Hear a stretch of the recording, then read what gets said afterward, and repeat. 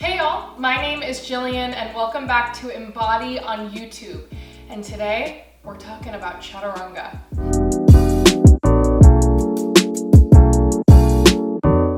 So what is Chaturanga? Chaturanga is a pose that we use a lot, especially in Vinyasa yoga.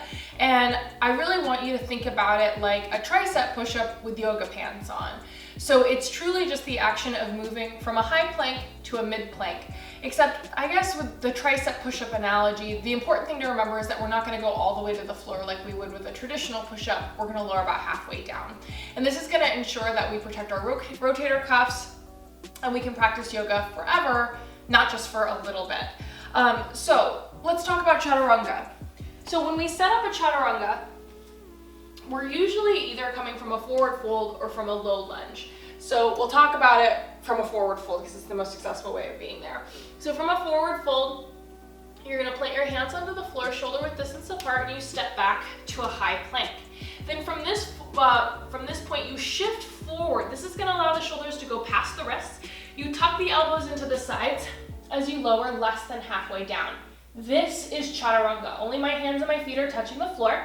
Then upward facing dog, new movement. You're gonna push through your hands, then flip to the tops of your feet, looking forward rather than up. This is gonna allow you to continue to breathe and to lengthen the back of your neck, your cervical spine. So seeing the difference between this and this. In this position, you can hear it in my voice, I can no longer breathe. And also, my low back is taking on all of my body weight. But when I press through my hands and my feet, it redistributes through my mid back and gives me the strength to press back into downward facing dog. So, how do we get there? How do we get to Chaturanga? There are many different ways to do it, and there are two tricks that I like the best for what we do in yoga. The first one is to take Chaturanga, well, the first one is to pull cat hair out of your eyeball, and to take Chaturanga from your knees. This is gonna ensure that you're focusing most on pulling the elbows in, and the most common thing that happens to people is that their elbows point out and then they lower their chest. They either lower their chest too much or they lower their butt before their chest. So it'll either look something, I'm gonna do this from my knees. It'll either look something like this or it'll look something like this. And everybody will kind of wonder like, why can't I lower my chest down a little bit more? So the first way of doing this is on your knees. So when you're in a high plank, you're gonna shift forward to the tips of your toes, put your knees on the ground, but I just want you to focus on bending your elbows. So you're gonna tuck your elbows in, try to feel them beside your ribs as you bend down, Chaturanga. And then from that point, you can push up to upward facing dog.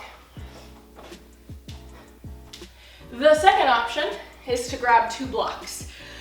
So with two blocks, you're gonna allow yourself to have a stopping point, which is really, really helpful mentally.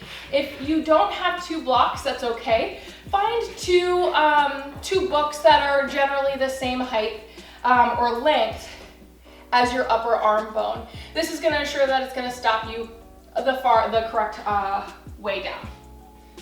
So set these blocks at shoulder width distance apart at the top of your mat. I'll face around this way this time. And then what you're gonna do is you're gonna take the L of your hand and hook it to the outside edge of the block. So really, in reality, we want the blocks slightly closer than shoulder width distance so that when we hook our hands to the outsides, our hands are shoulder width distance. So from this point, you're gonna step back.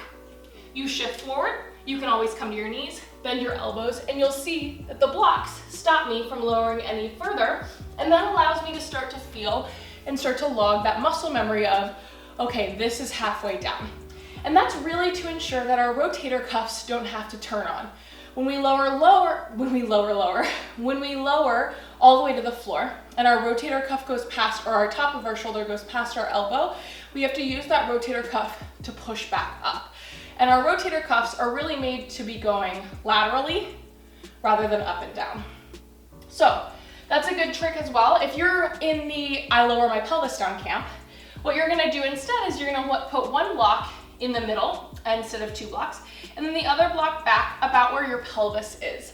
And this is just gonna start to give you an idea of, okay, my pelvis is lowering,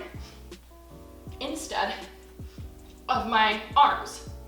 So when I bend, I can feel that block on my pelvis as I lower down. Remember that Chaturanga is one of those postures that it takes a little while to figure out. I still very vividly remember the first time somebody said Chaturanga to me, and I think it took me 6 months to be like, oh, this is what they mean, because it goes really fast. So take your time. I highly recommend taking a video of yourself. Taking a video of yourself is gonna help you to see what's going on in your body and make that better mind-body connection so that we can take care of ourselves. As always, if you have any questions, leave a comment below. If you want some longer classes, check out my subscription, my EMBODY subscription on Vimeo. There are plenty of classes there from 15 minutes up to 75. And as always, take care of yourselves. Be kind to yourself. And I'll see you around. Thanks for playing.